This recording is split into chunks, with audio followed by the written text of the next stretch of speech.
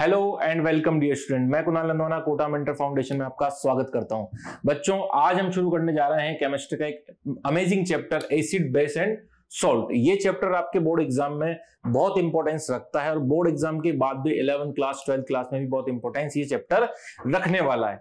तो इस चैप्टर का जो वेटेज है, उस वेटेज की अगर हम बात करें तो ये चैप्टर में से आपको बस 3 नंबर के क्वेश्चन यहाँ पर पूछे जाने वाले हैं। तो ये चैप्टर आपका, इसका वेटेज जो रहेगा वो 3 मार्क्स का रहेगा। कितने मार्क्स का रहेगा भैया? 3 मार्क्स का। तो ये चैप्टर आपका 3 नंबर का रहने वाला है। बहुत इंपॉर्टेंट रोल रखते हैं 3 नंबर भी हमारे बोर्ड एग्जाम की प्रिपरेशन के लिए। तो बहुत अच्छे से इस चैप्टर को हम यहाँ पर शुरू करेंगे, बहुत अच्छे तरीके से हम खत्म करेंगे, पीवाईक्यूज करेंगे इसके, और इसके एनसीईआरटी के सॉल्यूशन भी हम इसी चैनल पर करने वाले हैं। तो देखते रहिए। सबसे पहली बात अगर हम इस चैप्टर की करें तो जो सबसे पहला टॉपिक यहां पर हमें पता होना चाहिए, उसके बारे में पता होना चाहिए इंडिकेटर्स के बारे में। किसके बारे में पता होना चाहिए? इंडिकेटर्स के बारे में यहां पर पता होना ही चाहिए। इंडिकेटर्स क्या होते हैं? तो नाम से ही समझ में आता है, इंडिकेट कर रहे हैं, किसी चीज को बता रहे हैं। अब ये बता किसको रहे हैं? ये हमें बताते हैं कि जो भी सॉल्यूशन आपके पास है वो एसिडिक है, बेसिक है, उसका मीडियम क्या है। तो उस मीडियम को कौन बताएगा? ये इंडिकेटर्स बताएंगे। तो एसिड बेस सॉल्ट चैप्टर में हम एसिड बेस और सॉल्ट के बारे में जानेंगे। तो कौन एसिड है, कौन बेस है, कैसे पता लगेगा? तो ये पता लगाने के लिए कुछ इंडिकेटर्स होते हैं। इंडिकेटर्स के भी टाइप्स हम यहाँ पर पढ़ेंगे। कुछ नेचुरल होंगे जो नेचर से मिल रहे हैं, कुछ आर्टिफिशियल्स होंगे, तो वो सब हम यहाँ पर देखने वाले। तो जैसा बोला गया है, indicators is a die. Indicator एक डाई है जो अपने कलर को क्या कर देता है? चेंज कर देता है। इंडिकेटर एक तरीके की डाई है जो कलर कर देता है चेंज। एसिड में डालोगे तो चेंज कलर, बेस में डालोगे तो चेंज कलर। सबके पर्टिकुलर कुछ कलर्स होते हैं। देयर कलर ओड्यूर, या तो कलर चेंज कर देगा या अपनी खुशबू बदल देगा। उसमें से जो स्मेल आने वाली है वो अब चेंज हो जाएगी when added into an acidic और अल्कली सॉल्यूशन। अल्कली सॉल्यूशन किसको बोला जाता है बेटा? बेस को बोला जाता है। अल्कली सॉल्यूशन बोला जाता है बेस को। तो बेस में जब या एसिड में जब भी आप कोई इंडिकेटर्स को मिक्स करेंगे, मिला देंगे, basically tell us a substance is acidic और बेसिक। तो ये हमें बता देगा कि ये एसिडिक है या बेसिक है, यानी इसका नेचर कैसा होने वाला है, बेसिक नेचर होने वाला है या एसिडिक नेचर इसका रहने वाला है। तो बात करें, there are basically 3 types of indicator. 3 type के इंडिकेटर्स यहां पर पढ़ेंगे। नेचुरल पढ़ेंगे, सिंथेटिक पढ़ेंगे और ऑल्फैक्टरी इंडिकेटर्स यहां पर पढ़ने वाले हैं। तो सबसे पहले बात करें नेचुरल इंडिकेटर्स की। तो नेचुरल इंडिकेटर्स क्या होते हैं? तो ऐसे इंडिकेटर्स जो नेचर से मिल रहे हैं, ऐसे इंडिकेटर्स जो नेचर से, नेचर बोले तो these indicators are found in nature in the plants, जैसे कि लिटमस पेपर और turmeric. Litmus paper, turmeric, red cabbage भी यहां पर हम लिख सकते हैं, रेड कैबेज। तो ये इंडिकेटर्स कौन से होते हैं? नेचुरल, क्योंकि ये हमें कहां से मिल रहे हैं? नेचर से मिल रहे हैं। तो नेचर से मिलने वाले इंडिकेटर्स को क्या बोला जाएगा भैया? नेचुरल इंडिकेटर्स बोला जाएगा, जिसका नाम लिटमस, लिटमस लीचेन नाम के एक पौधे से हमें प्राप्त होता है। बैंगनी कलर का, पर्पल कलर का एक पौधा होता है, वहां से हमें लीचेन से लिटमस मिलता है। ऐसे ही टर्मरिक, हल्दी, हल्दी भी एक तरीका का क्या है? नेचुरल इंडिकेटर्स होता है। बात करें सिंथेटिक इंडिकेटर्स की, तो सिंथेटिक इंडिकेटर्स ऐसे इंडिकेटर्स जो मैन मेड होंगे। These indicators which are synthesized in the laboratory, जो कहां पर बनाए गए होंगे? लेबोरेटरी में बनाए गए होंगे, और इंडस्ट्री, किसी फैक्ट्री में बनाए गए होंगे, इस तरीके से बनाए गए होंगे, are known as synthetic indicators. तो इनको क्या बोला जाएगा? सिंथेटिक इंडिकेटर्स को बोला जाएगा। जैसे कि फिनोफ्थेलिन, आप जानते हैं फिनोफ्थेलिन, मेथिल ऑरेंज क्या होते हैं। तो इस तरीके के इंडिकेटर्स हैं। तीसरा अगर बात करें ऑल्फैक्टरी, ऑल्फैक्टरी में क्या होगा? इन दोनों को तो आपको क्या करना पड़ेगा? ऐड करना पड़ेगा। नेचुरल और सिंथेटिक को तो आपको ऐड करना पड़ेगा किसी सब्सटेंस में, पता लगाने के लिए कि इसका मीडियम कौन सा है, एसिडिक है या बेसिक है। लेकिन ऑल्फैक्टरी क्या है? ऑल्फैक्टरी क्या करेगा? जब इसको ऐड करेंगे तो इसकी स्मेल क्या हो जाएगी? चेंज हो जाएगी। तो ऊपर के दोनों को ऐड करने पर क्या करा? कलर चेंज हो गया। इसको ऐड करने पर क्या कर दिया? इसने अपनी खुशबू को बदल दिया। तो इसके जैसे वनीला, ऑनियन, क्लोव, लौंग, प्याज और वनीला, ये तीनों हमारे कौन से इंडिकेटर्स होते हैं? ऑल्फैक्टरी इंडिकेटर्स होते हैं। ये क्या करते हैं? अपनी खुशबू को चेंज करके बताते हैं हमारे को कि ये बेसिक है प्रोडक्ट या एसिडिक है, ये सॉल्यूशन जो है एसिडिक है या बेसिक है, ये कौन बताएगा? ये ऑल्फैक्टरी बताएंगे, अपनी खुशबू को चेंज करके, खुशबू को बदल कर ये अपने को बताने वाले हैं। अब देखें एसिड्स क्या होते हैं। मेन चैप्टर यहां से शुरू होता है, इंडिकेटर्स का बेसिक है। अब एसिड क्या होता है ये जानेंगे, एसिड के कुछ वर्क जानेंगे, एसिड की प्रॉपर्टीज देखेंगे, फिर बेस के बारे में बात करेंगे, फिर सॉल्ट्स पे चलेंगे। तो सबसे पहले बात करें एसिड। तो एसिड जो वर्ड है वो क्यों आया होगा? सो टेस्ट के लिए, खट्टेपन के लिए ये वर्ड आया होगा। The word acid was applied to the substance which sour taste, जिसका टेस्ट कैसा रहेगा? थोड़ा खट्टा टेस्ट जिसका रहने वाला है उसको बोलेंगे acid. Many substances can be identified as acids based on their taste। तो चखकर आप बता सकते हैं कि ये एसिड है या बेस है, यानी कि जो खट्टा होगा वो एसिड होगा। लेकिन क्या हर सब्सटेंस को टेस्ट किया जा सकता है क्या? तो नहीं किया जा सकता है। But this can not be sole criteria, एक मुख्य क्राइटेरिया नहीं है to acidic character. Acidic character पहचानने का ये कोई अच्छा तरीका थोड़ी है, हर चीज को टेस्ट थोड़ी किया जा सकता है, हर चीज को टेस्ट नहीं किया जा सकता, क्योंकि ये थोड़े से एग्रेसिव बोलो, ज्वलनशील, जलते हैं ये, तो ये नुकसान हमें पहुंचा सकते हैं। An acid may be defined as substance which release one or more H+ ion. तो ऐसा सब्सटेंस जो एक्वस सॉल्यूशन में, मतलब लिक्विड फॉर्म में क्या करता है? H+ आयन निकालता है अपने अंदर से, एक H+ आयन, 2 H+ आयन या उससे ज्यादा H+ आयन ये रिलीज करेगा। तो ऐसा सॉल्यूशन जहां से H+ आयन रिलीज हो रहे हैं उसको क्या बोला जाएगा भैया? एसिड बोला जाएगा। एसिड की क्लासिफिकेशन की बात करें तो यहां पर दो टाइप से हम क्लासिफाई करते हैं, ऑर्गेनिक एसिड और जो हमारा मिनरल एसिड होता है वो। तो ऑर्गेनिक एसिड क्या होते हैं? तो acids present in plants, materials and animals.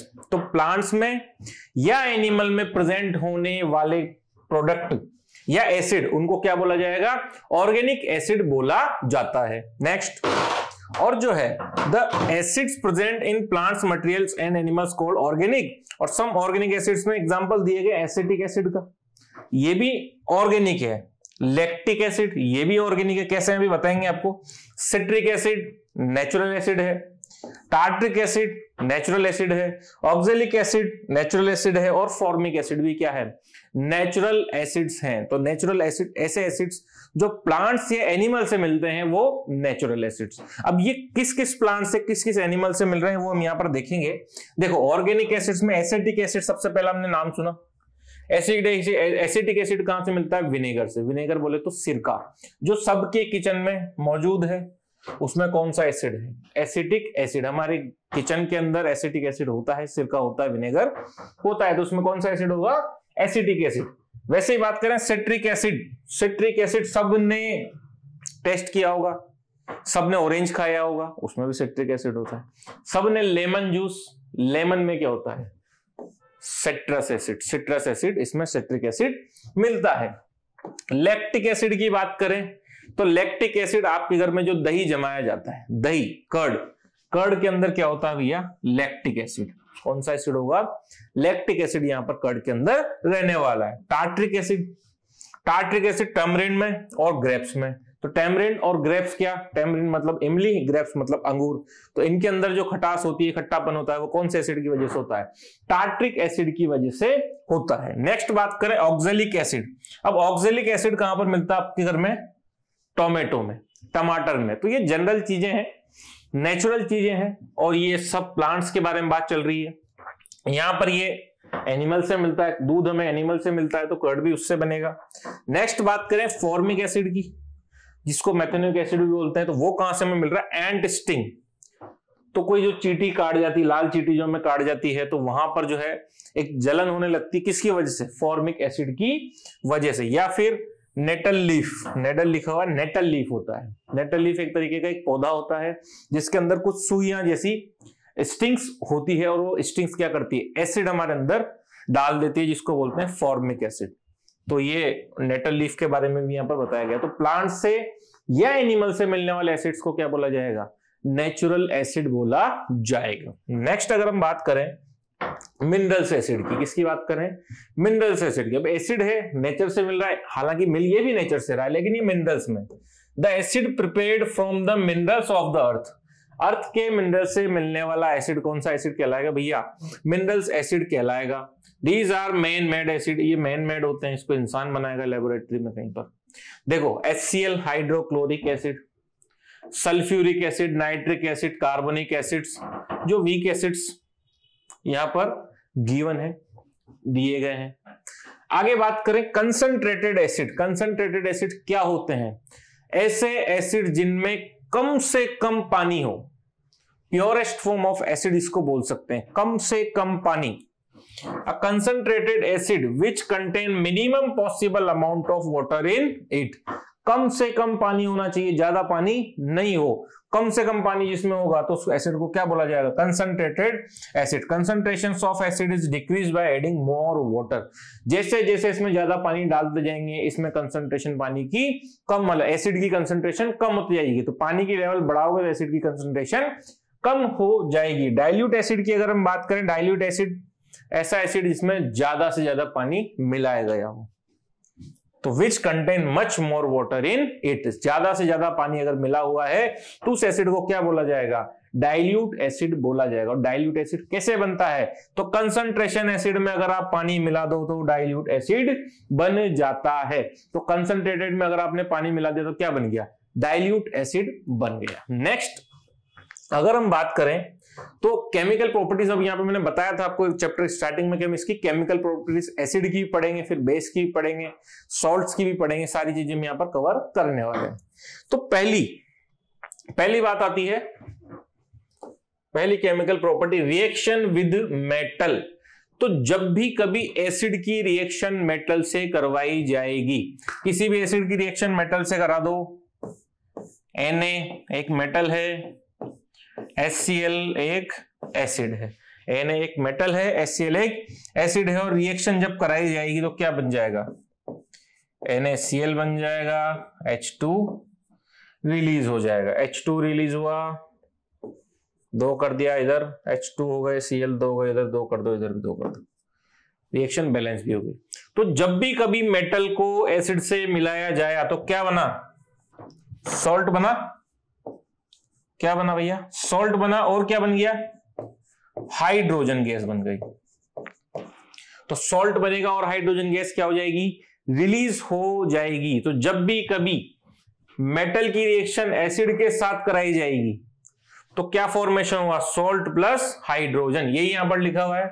Metal की रिएक्शन एसिड के साथ कराने पर सॉल्ट और हाइड्रोजन गैस यहां पर बनती है। तो पहली केमिकल प्रॉपर्टी बताती है हमारे को कि अगर मेटल की रिएक्शन किससे करा दोगे आप, एसिड से करा दोगे तो हाइड्रोजन गैस रिलीज होगी, एक सॉल्ट बन जाएगा। Most of the acids react with metal to form salt and evolve H2 gas. लगभग सभी एसिड जो है मेटल से रिएक्शन करेंगे और रिएक्शन करके हाइड्रोजन गैस निकाल देंगे और सॉल्ट एक बना लेंगे। As we see that acids react with metals, तो अब हमें पता चल चुका है कि एसिड किससे रिएक्ट कर सकते हैं, मेटल से रिएक्ट कर सकते हैं।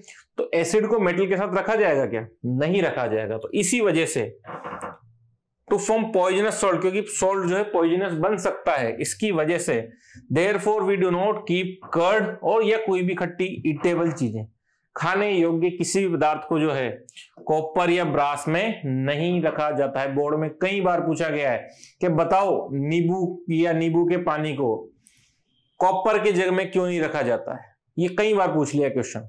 तो उसका आंसर क्या है कि कभी भी अगर हम एसिड में किसको मिला दें, मेटल को, या मेटल के बर्तन में एसिड भर दिया जाए, अब लेमन है उसमें एसिड है, साइट्रिक एसिड, सिट्रिक एसिड जिसको बोला जाता है, तो एसिड में अगर मेटल मिल जाएगी तो जो सॉल्ट बनेगा वो पॉइजनस हो सकता है, बिल्कुल हो सकता है। तो पॉइजनस सॉल्ट जब आप मिला देंगे, मतलब पॉइजनस सॉल्ट बन रहा है, प्रोड्यूस हो रहा है, तो वो ईटेबल तो नहीं है, अब ईटेबल वो नहीं रहेगा, तो इसलिए इसको मिलाया नहीं जा सकता। इसलिए कभी भी खट्टे पदार्थों को जिसमें एसिड हो किसमें नहीं मिलाया जा सकता है, उसको मेटल्स के बर्तन में नहीं रखा जाता। कॉपर ब्रास में तो बिल्कुल नहीं, क्योंकि रिएक्टिव आसानी से हो जाती है, रिएक्शन फटाफट से यहां पर हो जाती है। इसलिए इसको या किस में रखा जाएगा, या तो कांच के बर्तन में रखा जाए या कोई सिंथेसाइज प्लास्टिक वगैरह इसमें रखा जाता है। नेक्स्ट अगर हम बात करें कि जैसे पहले हमने किसकी रिएक्शन करा दी, मेटल की रिएक्शन करा दी एसिड के साथ, अब मेटल कार्बोनेट की रिएक्शन कराएंगे। किसकी रिएक्शन कराएंगे? मेटल कार्बोनेट की, या फिर मेटल हाइड्रोजन कार्बोनेट की रिएक्शन यहां पर हम करवाने वाले हैं। किसके साथ? एसिड के साथ, क्योंकि हम किसकी रिएक्शंस पढ़ रहे हैं? एसिड की रिएक्शन, यानी केमिकल प्रॉपर्टी ऑफ एसिड्स हम यहां पर देख रहे हैं। तो यहां पर देखा जाए अगर मेटल कार्बोनेट जैसे CaCO3 calcium carbonate, calcium carbonate में जब HCl मिलाया गया, कैल्शियम कार्बोनेट मेटल कार्बोनेट है, इसमें जब HCl मिलेगा तो ये Ca क्या कर देगा? Cl को रिएक्ट करेगा, मतलब हाइड्रोजन को भगाया और Cl के साथ रिएक्शन करी, डिस्प्लेसमेंट रिएक्शन हो गई, CaCl2 बन गया, पानी निकल गया और CO2 गैस रिलीज हो गई है। तो यहां से हमें क्या सीखने को मिला? सीखने को क्या मिला कि मेटल कार्बोनेट की रिएक्शन अगर एसिड के साथ कराई जाएगी तो क्या क्या बन जाएगा? एक तो बनेगा सॉल्ट, एक बनेगा पानी और एक बनेगी कार्बन डाइऑक्साइड गैस। तो जैसे पिछली रिएक्शन में हमने मेटल के साथ एसिड की रिएक्शन कराई थी तो हाइड्रोजन गैस और सॉल्ट बन रहा था, यहां पर मेटल कार्बोनेट की अगर रिएक्शन कराएंगे तो कार्बन डाइऑक्साइड गैस, H2O और एक सॉल्ट बनेगा। जैसे यहां पर एक एग्जांपल और Na2CO3, Na2CO3 भी क्या है? Sodium carbonate. तो सोडियम कार्बोनेट की रिएक्शन जब HCl से कराई तो NaCl बना जो कि सॉल्ट है, CO2 कार्बन डाइऑक्साइड गैस और यहां पर वाटर बन गया। तो कभी भी कोई भी मेटल कार्बोनेट की रिएक्शन अगर एसिड से कराई जाएगी तो क्या बन जाएगा? सबसे पहले तो सॉल्ट बनेगा, कार्बन डाइऑक्साइड गैस बनेगी और पानी निकल जाएगा।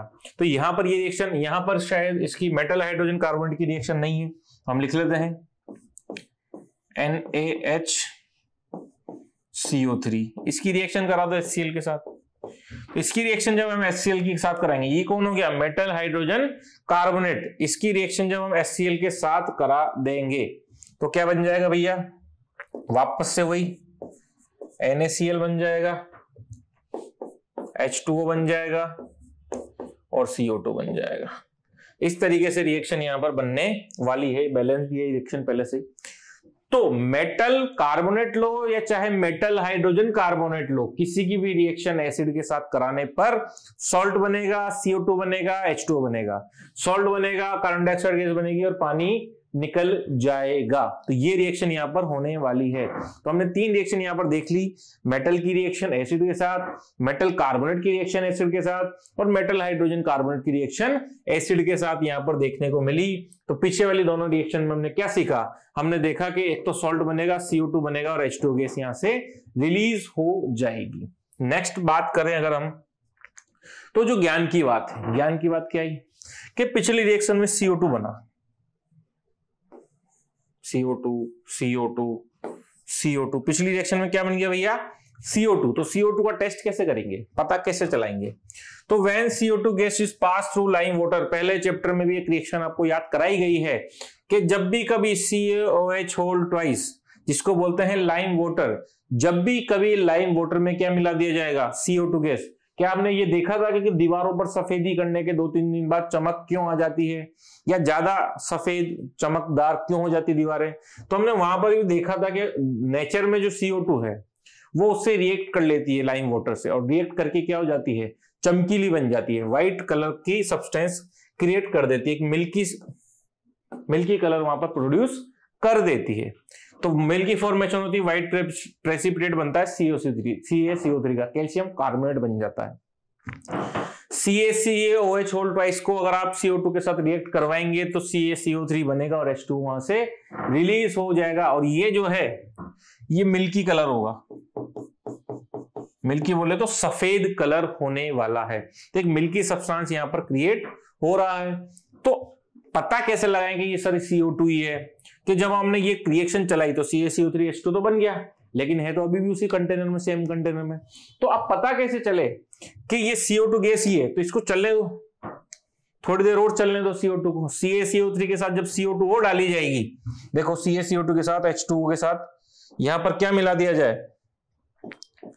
CO2 प्लस कर दी जाएगा, तो क्या बनेगा? CaHCO3 बन जाएगा, कैल्शियम हाइड्रोजन कार्बोनेट बन जाएगा और वापस कलरलेस हो जाएगी, मतलब वो व्हाइट कलर वापस से धीरे धीरे क्या हो जाएगा? डेमोलिश हो जाएगा, चला जाएगा। But if CO2 is passed in excess, milkiness disappeared due to the formation of calcium hydrogen carbonate. तो कैल्शियम हाइड्रोजन कार्बोनेट की बनने की वजह से वो जो व्हाइटनेस है वो क्या चली जाएगी, डिसअपियर हो जाएगी, गायब हो जाएगी। तो ये टेस्ट किसका है, CO2 का। इसका मतलब CO2 ज्यादा डाल दिया आपने उसमें, तो CO2 का टेस्ट हम समझ पाए यहाँ पे।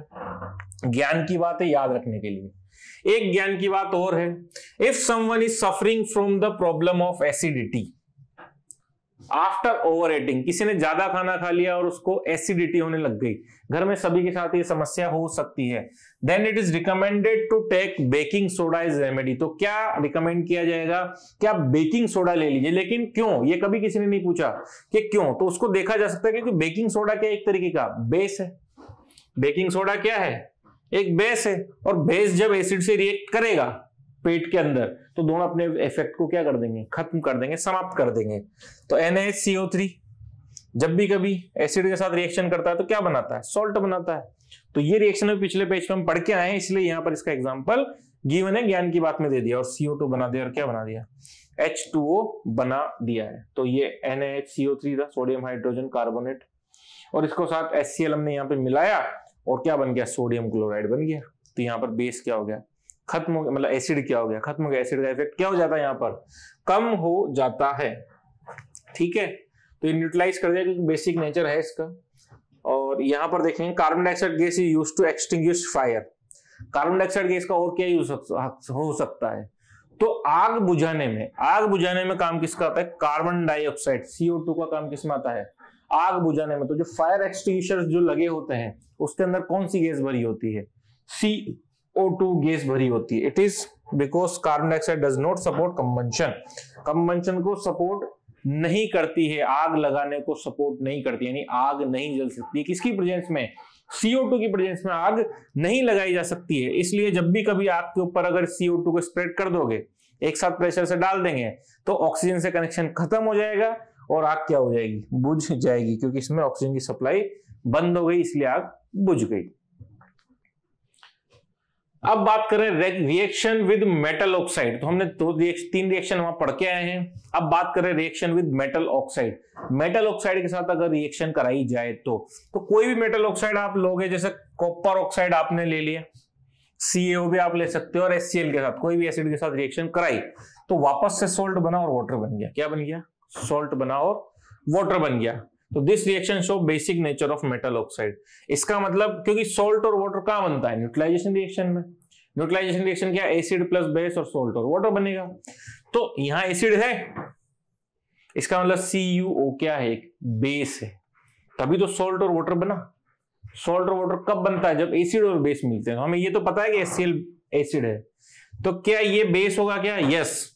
तो इसने बता दिया कि मेटल ऑक्साइड जो भी होगा वो क्या होगा, बेस होगा। आप कोई भी ले सकते हो, CuO की जगह आप CaO भी ले सकते हो।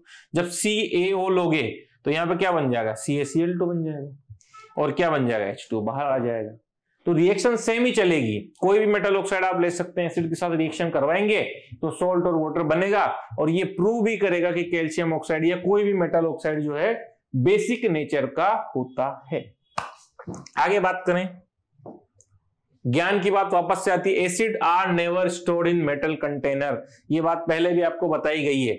Acid are never stored in metal container, acid को मेटल कंटेनर में नहीं रखा जा सकता है। क्यों नहीं रखा जा सकता है, क्योंकि कोरोसिव नेचर होता है। एसिड क्या करेगा, मेटल के साथ रिएक्ट करेगा, और मेटल के साथ रिएक्ट करके क्या बनाएगा, पॉइजनस साल्ट बना लेगा, जो ईटेबल नहीं होते हैं। सो दे ग्रेजुअली करोड द मेटल, और वो क्या कर देंगे, ईटेबल भी नहीं होते हैं, और जो मेटल है उसको भी डिस्ट्रॉय कर देंगे, वो करोड कर देंगे, खराब कर देंगे। So acid should always store in content made of glass या सेरेमिक्स। ग्लास या सेरेमिक्स, चीनी के बर्तनों में इसको रखा जा सकता है, because they are not attacked by acid, क्योंकि उन पर एसिड का अटैक नहीं चलता है।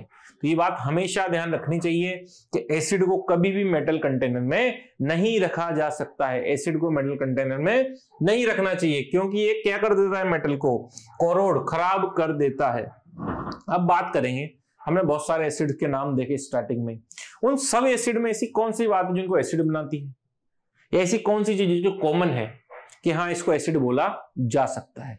तो सबसे पहले अगर बात करें तो कॉमन थिंग जो है सब में कि सब क्या करते हैं, हाइड्रोजन आयन प्रोड्यूस करते हैं, H प्लस आयन प्रोड्यूस करेंगे। क्या प्रोड्यूस करेंगे, H प्लस आयन प्रोड्यूस करेंगे। कब, जब उन्हें पानी में मिलाया जाता है।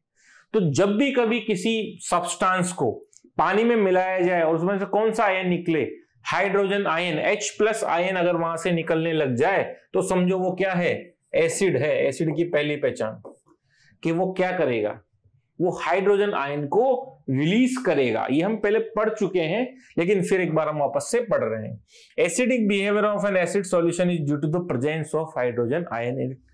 तो एसिडिक जो कैरेक्टर शो करेगा वो किसकी वजह से करेगा, हाइड्रोजन आयन की वजह से करने वाला है। तो हाइड्रोजन आयन उसको एसिडिक बनाएंगे।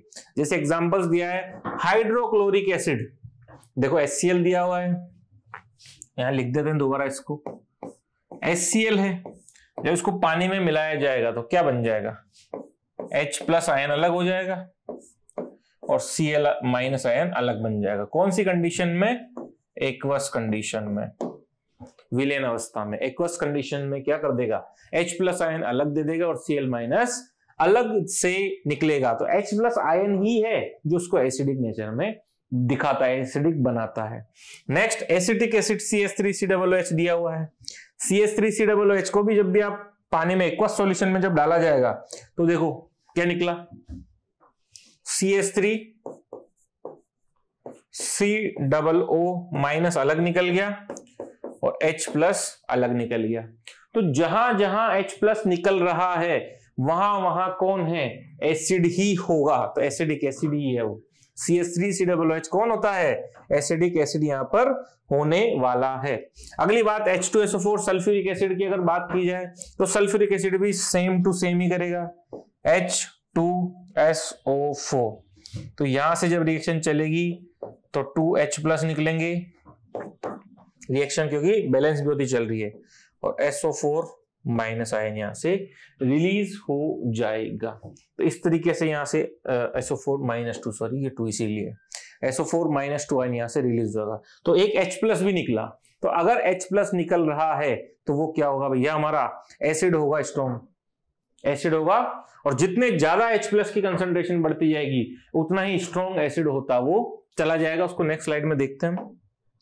ज्ञान की बात आती है वापस एक, all acids contain hydrogen but all the hydrogen containing compound are not acid. ये बहुत काम की बात और ज्ञान की बात, बहुत ज्यादा इंपॉर्टेंट बात। क्या कहती है, all acids contain hydrogen but all the hydrogen containing compound is not acid. ऐसे सब कंपाउंड जो एसिड है सबके अंदर कौन होगा, हाइड्रोजन होगा। लेकिन ऐसे सब कंपाउंड जिसमें हाइड्रोजन है जरूरी नहीं वो एसिड ही हो। बहुत काम की बात है। जैसे example aqueous solution glucose, glucose का कौन सा सॉल्यूशन, एक्वस सॉल्यूशन, या फिर अल्कोहल का एक्वस सॉल्यूशन अगर आप लेंगे तो आप क्या देखेंगे कि वो एसिडिक बिहेवियर शो नहीं करते, लिटमस का कलर चेंज नहीं करेंगे, स्वाद में खट्टे नहीं रहेंगे। Because yes true that contain hydrogen, कि हाँ हाइड्रोजन उसके अंदर होता है, but their hydrogen does not separate out as H plus ion on dissolving in water। तो पानी मिलाने पर H plus आयन वो रिलीज नहीं करते हैं, और नहीं करते हैं इसलिए वो एसिड नहीं है। तो हर वो कंपाउंड जो एसिड है सबके पास हाइड्रोजन होगा। हर वो कंपाउंड जिसके पास हाइड्रोजन है जरूरी नहीं एसिड हो। क्यों, क्योंकि जरूरी नहीं है ना वो डिसॉल्व होने के बाद पानी में H प्लस आयन दे दें, नहीं देगा तो एसिड नहीं होगा। सिंपल सी बात है। नेक्स्ट बात करें, the acidic behaviour of acid is due to the presence of hydrogen ion. ये हम 3-4 बार पढ़ चुके हैं। In them the acid produce hydrogen ions only in the presence of water. तो प्रेजेंस ऑफ वाटर में ही H प्लस आयन देगा। तो एक्वस सॉल्यूशन ही बताएगा आपको कि एसिड है या नहीं है, ऐसे देखकर आप बता नहीं सकते हो। तो एक्वस सॉल्यूशन में जब डालोगे तो H प्लस आयन देगा और तभी आप बता पाओगे कि वो हाइड्रोजन एसिड है या नहीं है।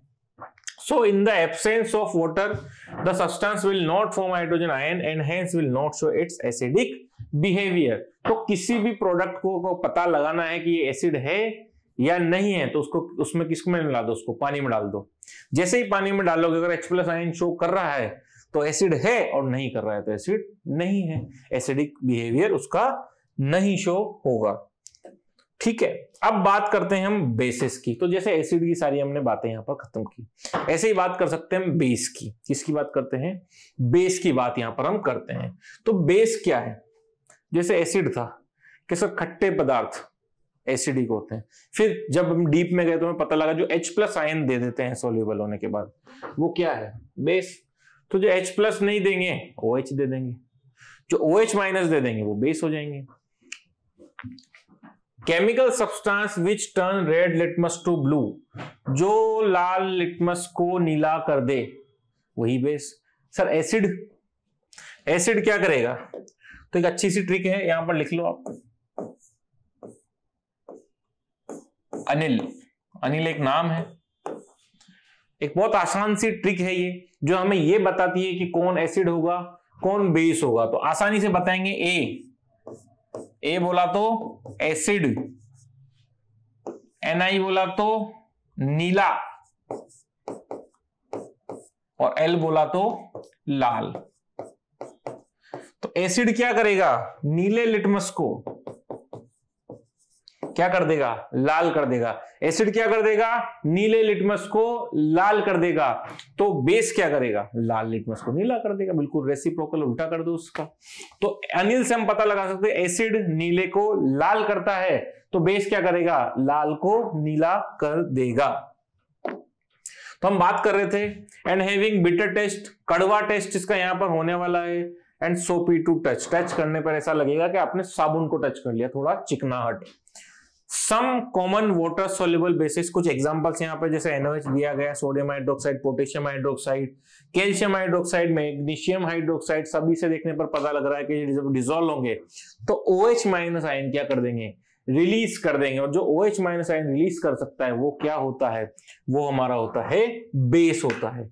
तो यहां पर सिर्फ इतनी सी बात याद रखें, जो लाल लिटमस को नीला कर देता था, एसिड क्या करता था? नीले लिटमस को लाल करता था। बेस क्या कर देगा? लाल लिटमस को नीला कर देगा। तो उसको क्या बोला जाएगा? बेस बोला जाएगा। देखें, what do all base have in common? जैसा एसिड में पढ़ा था, एसिड की प्रॉपर्टीज पढ़ी थी, जनरल प्रॉपर्टी। ऐसे बेस की अगर हम देखें तो base is the substance which dissolve in water to produce OH- ion. OH- ion क्या बना देगा भैया? OH- आयन अगर ये बना देता है तो वो क्या हो जाएगा? बेस। तो किसी भी सब्सटेंस को पानी में मिलाने के बाद अगर वो OH- आयन दे दे तो वो कौन सा रिएक्शन, वो कौन सा प्रोडक्ट बन जाएगा? बेसिक। क्या हो जाएगा? वो बेसिक हो जाएगा, बेस बन जाएगा। जैसे कि एग्जांपल है सोडियम हाइड्रोक्साइड। सोडियम हाइड्रोक्साइड किसको देखते हैं? NaOH को। यहां पर लिख लें दोबारा से, NaOH है, सोल्यूट किया गया, पानी में मिला दिया गया इसको अगर, तो Na+ अलग दे देगा, प्लस OH- अलग से दे देगा। तो H+ तो नहीं निकला कहीं से, OH- निकला। तो जब OH- निकलता है तो उसको क्या बोलते हैं? बेस बोलते हैं। तो इसका मतलब ये जो कंपाउंड है ये क्या कहलाएगा? हमारा बेस कहलाएगा। बेसिक कैरेक्टर यहां पर शो करने वाला है। नेक्स्ट बात करें potassium. Same potassium hydroxide KOH, तो K+ दे देगा और OH- दे देगा। ये K+ दिया प्लस OH- दिया, K+ और क्या दे देगा? OH-। तो जो भी OH- रिलीज कर रहा है वो सब कौन है? बेस है। जो भी OH- रिलीज करेगा वो क्या कहलाएगा? बेस कहलाएगा। This presence of OH- indicated that it has basic और अल्कलाइन प्रॉपर्टीज। तो ये बताएगा हमारे को OH- की बेसिक है या अल्कलाइन। ये बोल सकते हैं इसको अल्कलाइन या बेसिक, इसका नाम हो सकता है। बेसिक है मतलब इसका कैरेक्टर क्या है? बेसिक बिहेवियर है इसका। Strong base and weak base, तो ऐसे स्ट्रॉन्ग एसिड वीक एसिड होता है, ऐसे स्ट्रॉन्ग बेस और वीक बेस भी होता है। स्ट्रॉन्ग बेस क्या होता है? एक base which completely ionize in water and this produce a large amount of OH- ion. तो एक ऐसा सब्सटेंस या ऐसा बेस तो हमने पहले पता लगा लिया। अब स्ट्रॉन्ग कौन होगा? तो जो ज्यादा से ज्यादा पानी में डिसॉल्व होने के बाद ज्यादा से ज्यादा OH- आयन दे पाए, जो ज्यादा से ज्यादा OH- आयन दे पाएगा वो क्या हो जाएगा? स्ट्रॉन्ग बेस हो जाएगा हमारा। जो ज्यादा OH दे पाया, जो ज्यादा H+ दे पा रहा था वो स्ट्रॉन्ग एसिड था। ऐसे ही जो ज्यादा OH- आयन दे पाएगा वो स्ट्रॉन्ग बेस हो जाएगा।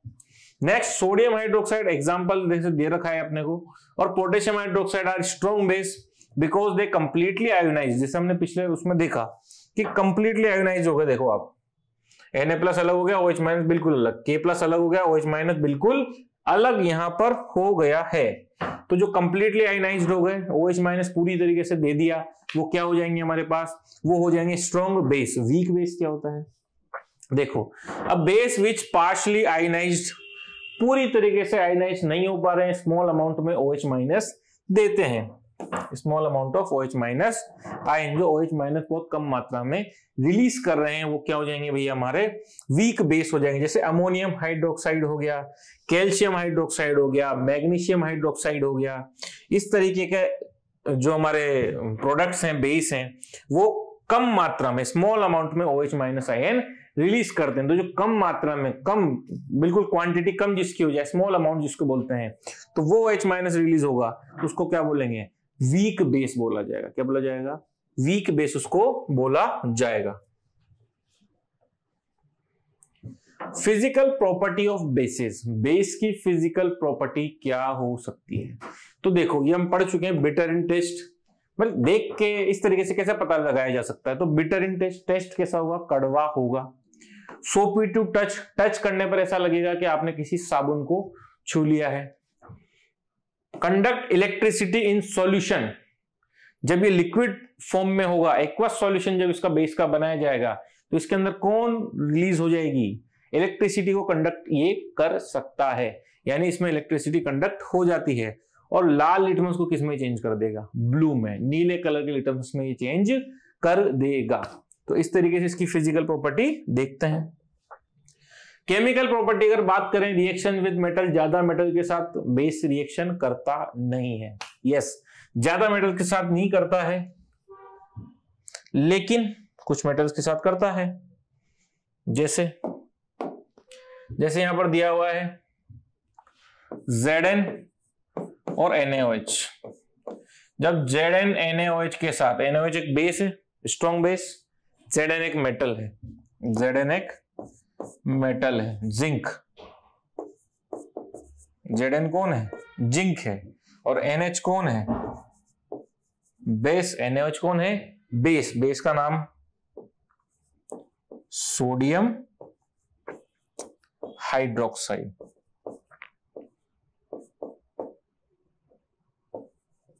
सोडियम हाइड्रोक्साइड बेस है। अब जब ये Zn इसके साथ आएगा, रिएक्शन करेगा, तो क्या बन जाएगा,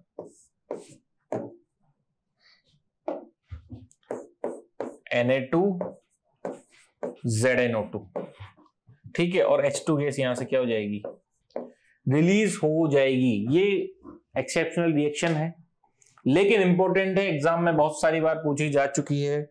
और इसको क्या बोला जाएगा, देखो इसलिए मैं लिखा रहा हूं, इसको अलग से लिखाने का कारण यही है, इसको बोला जाएगा सोडियम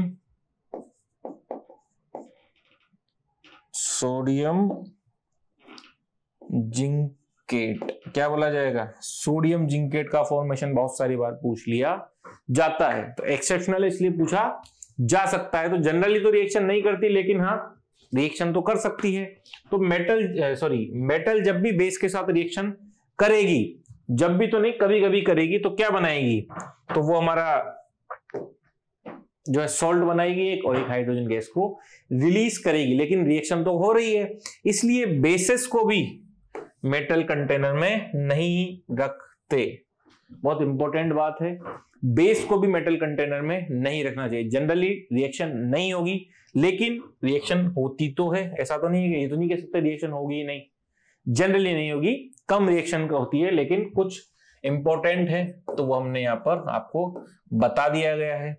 तो सोडियम जिंकेट जो है एक इंपॉर्टेंट फॉर्मेशन है, हमेशा पूछा जाता रहा है, कई बार ये PYQs में पूछा गया है। Reaction with non metals oxide, base की रिएक्शन नॉन मेटल ऑक्साइड के साथ करा दी जाए, जैसे कि Ca2 carbon dioxide non metal है, और O2 मिल गया मतलब ऑक्साइड, तो कार्बन डाइऑक्साइड है। कार्बन डाइऑक्साइड की रिएक्शन जब भी CaOH होल ट्वाइस के साथ अगर कराई जाए, CaOH होल ट्वाइस क्या है, कैल्शियम हाइड्रोक्साइड। कैल्शियम हाइड्रोक्साइड क्या होता है हमारा, कैल्शियम हाइड्रोक्साइड बेस होता है। तो जब बेस की रिएक्शन किससे करा दी जाती है, मेटल नॉन मेटल ऑक्साइड के साथ कराई जाती है, तो सेम सॉल्ट बनेगा और क्या बन जाएगा, वाटर रिलीज हो जाएगा। सॉल्ट और वाटर रिलीज होगा जब CO2 की रिएक्शन CaOH होल ट्वाइस के साथ कराई जाएगी, तो CaCO3 बनेगा और पानी निकल जाएगा। ये रिएक्शन है। तो मेटल ऑक्साइड के साथ आप देख सकते हैं, नॉन मेटल ऑक्साइड के साथ सॉरी, बेस की रिएक्शन कराने पर क्या बनता है, सॉल्ट बनता है और पानी रिलीज हो जाता है। This reaction prove that non metal oxides are acidic in nature. क्यों, सॉल्ट और वाटर, सॉल्ट और वाटर कहां बनता है, सॉल्ट और वाटर बनता है न्यूट्रलाइजेशन रिएक्शन में। न्यूट्रलाइजेशन रिएक्शन में क्या मिलाया जाता है, एसिड और बेस को। तो यहां पर बेस कौन है, ये बेस है, ये तो हमें पता है। इसका मतलब ये कौन होगा, एसिड होगा। तो जो एसिड जब बेस से मिलता है तभी सॉल्ट और वाटर बनता है। तो हमें यहां पर पता लग गया कि जो नॉन मेटल ऑक्साइड्स होते हैं वो कौन होते हैं, एसिड। क्या होते हैं वो, एसिड यहां पर होते हैं। तो सॉल्ट और वाटर यहां पर बना रहा है। नेक्स्ट बात करें एसिड बेस की, तो एसिड बेस वापस से वही न्यूट्रलाइजेशन रिएक्शन रिपीट हो रही है। Acid react with bases to produce salt and water. तो एसिड बेस के साथ मिलेगा और क्या बना लेगा, सॉल्ट और वाटर बना लेता है। न्यूट्रलाइजेशन रिएक्शन है, तीसरी चौथी बार पढ़ रहे हैं। In this reaction an acid neutralize base that the acid nullifies the reduce the effect of base और वाइस वर्सा। तो एसिड बेस के इफेक्ट को खत्म कर देता है, या ये कह सकते हैं बेस एसिड के इफेक्ट को खत्म कर देता है। It is called a neutralization reaction. इस रिएक्शन को क्या बोला जाएगा, न्यूट्रलाइजेशन रिएक्शन बोला जाता है। जैसे कि एग्जांपल HCl और NaOH। HCl कौन है, एक एसिड है। NaOH कौन है, बेस है। जब मिलेगा तो NaCl और H2O पानी बन जाएगा। और NaCl कौन, एक सॉल्ट है, ये रिलीज हो गया। और जब ये रिलीज हो गया तो एसिड और बेस मिलकर सॉल्ट और वाटर बना। इसी को न्यूट्रलाइजेशन रिएक्शन बोलते हैं। तीसरी चौथी बार हम पढ़ रहे हैं। या NaOH में H2SO4 मिला दिया जाए और रिएक्शन आगे बढ़ाई जाए तो Na2SO4 और H2 वापस पानी और सॉल्ट बना। तो पानी सॉल्ट बनेगा, एसिड बेस एसिड मिलेगा। तो एसिड बेस मिलकर पानी और सॉल्ट बनाता है। इस रिएक्शन को न्यूट्रलाइजेशन रिएक्शन बोला जाता है। अब pH स्केल से जो है हम अगले चैप्टर में कंटिन्यू करेंगे। तो यहां तक आपको रिवाइज करना है। अगले चैप्टर तक बने रहिए, जुड़े रहिए। Thank you so much.